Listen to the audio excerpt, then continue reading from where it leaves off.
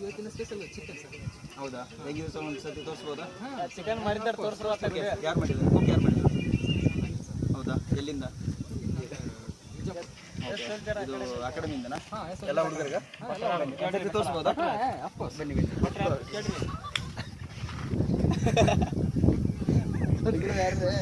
pass ಮಾಡೋ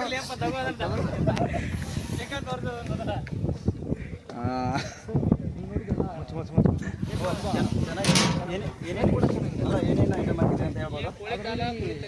ಈರುಳ್ಳಿ ಹಾಕಿದೆ ಸರ್, ಟೊಮಾಟೊ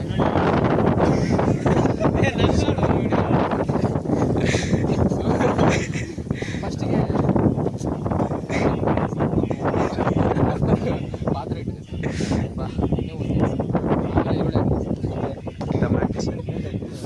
ಆಮೇಲೆ ಚೆನ್ನಾಗಿ ಅಲ್ಲ ನಿಮ್ಮ ಕೈ ಚಳಕ ಎಂಥದ್ದು ಅಂತ